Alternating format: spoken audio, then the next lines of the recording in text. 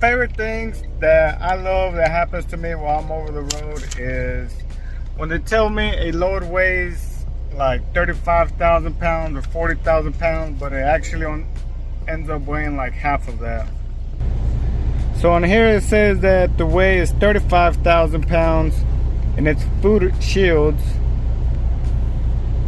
And I'm going to North Glen, Colorado, which is in Denver, Colorado.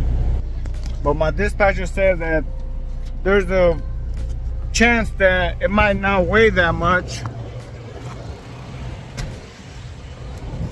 So to me, I'm like, he probably just tells me that, you know, just so I won't have any issues with picking up the load.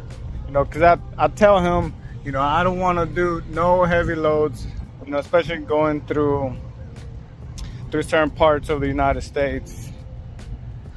But he said, oh, well, there's a chance it doesn't weigh that much. I was like, man, all right, whatever. So I picked it up, and then I get here and I asked the forklift drivers, like, hey, how much it weighs? Because it's a metal and glass fabrication warehouse. So they're obviously, you know, shipping something glass, and in the past times, anything that has shipped, that it's a metal related warehouse, you know, it's been heavy. But he said that it only weighs around 18,000 pounds. The forklift driver told me that it only weighs about 18,000 pounds. So that's good, that's amazing. But check out what I'm hauling. So I'm not quite sure what it is on the paperwork. It doesn't give me anything, but it does say please handle with care glass or something with glass. But that's all it is. Half my trailer is empty. So on this little paper it says University of Montana Dining Hall. So I guess it's something has to do with the going to a school, university. And that place where I loaded, where that truck is, he was waiting for me. That place is so tight. I mean, there was no room. You know, he has a day cab, so for him it's a little bit easier. But look how much space he got in front of him. Now imagine with the sleeper. But yeah, I'm headed to Denver, Colorado. I'm about to eat lunch real quick. They loaded me up super fast. It was like 10 minutes. They didn't even give me a chance to take my 30-minute break. So I'm gonna finish that and get on the road.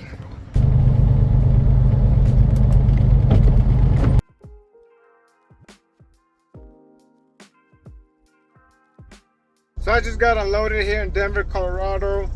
You know, this morning my dispatcher calls me. He says, hey, I have this really good load coming out of Las Vegas, Nevada.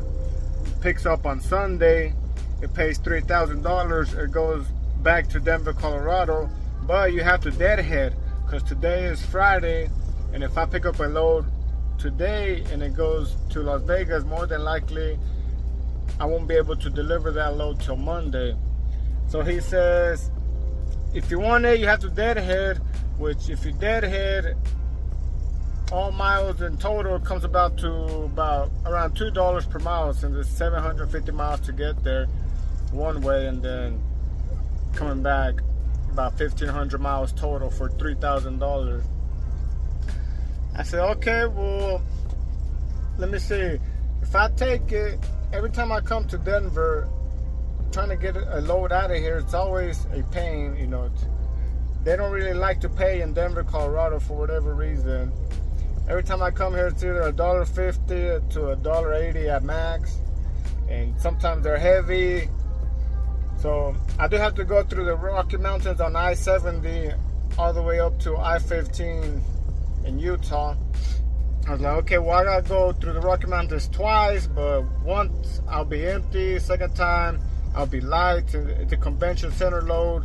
Those loads are always light loads, like 10,000 pounds, possibly less. And I'm like, okay, I'll go ahead and go pick it up on Sunday. So today is Friday. I'm gonna start heading that way and be there tomorrow around lunchtime. I should be there tomorrow. So that's what I'm fixing to do. Fixing to check out these Rocky Mountains again. Last time I went through there, it was nice weather and everything. Today's it's like 40 degrees. You know, get to pass through there when it's not snowing. So that's what I'm fixing to head that way. So this is the current route, Denver to Las Vegas. You know, so I gotta head that way, and then I gotta come back on Sunday. So I'll probably make my delivery on Tuesday, since I do have to do my 34-hour reset sometimes after I pick up my load. So it's 771 miles one way, about 12 hours. I only have around 7 hours to drive today, since I used about 4 hours to get here to my delivery.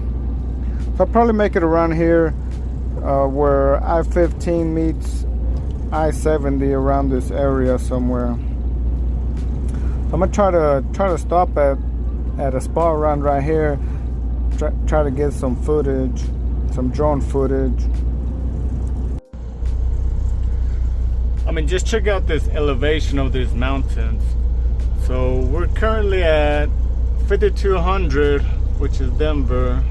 And then it goes all the way up to over 11,000 feet. Then it drops, and then more mountains in Utah. But this is pretty steep uphill, especially if you're in a truck. And then coming back down. If you're pretty heavy coming down those mountains, boy, you just better hold on to that brake pedal and pray.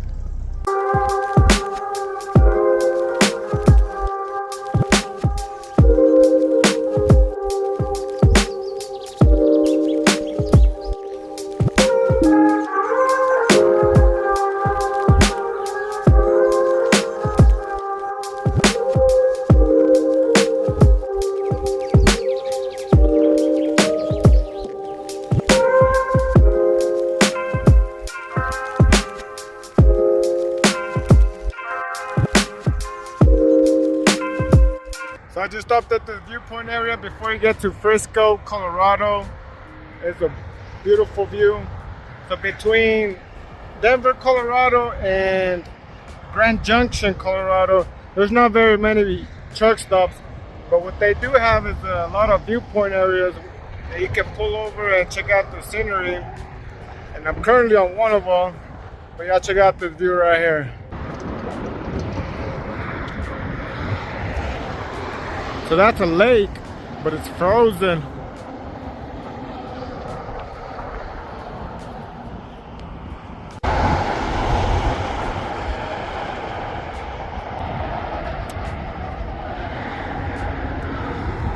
Nature is beautiful, man. I love it.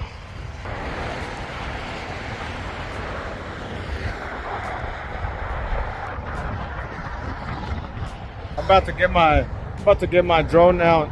It is kind of windy. Hopefully there's not too much problems with that.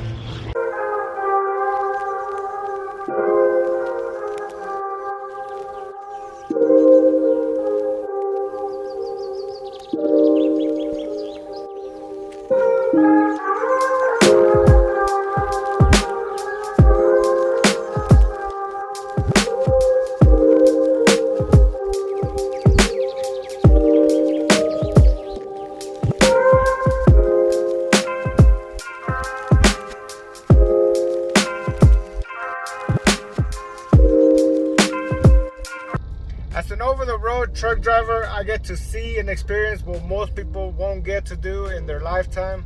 You know, I've been all the way from the east to the west coast, from the north to the south border, and everything in between. You know, I've been around the block. I've been around the states. And America is full of beautiful nature, terrain, and to me, I find it shocking how so many people want to leave to go vacation somewhere else, you know, to Europe or whatever, when there's so many things you are able to do here in the States. But you don't know about it because it's not on social media, and I think that's done on purpose by the local people because they don't want tourism and outsiders to come in and ruin the area. But you know, I've been over the road for over 3 years, and I've seen so many amazing places, especially where there's a lot of nature, you know, all the mountains. It's really beautiful. Most people won't even get a chance to leave their state.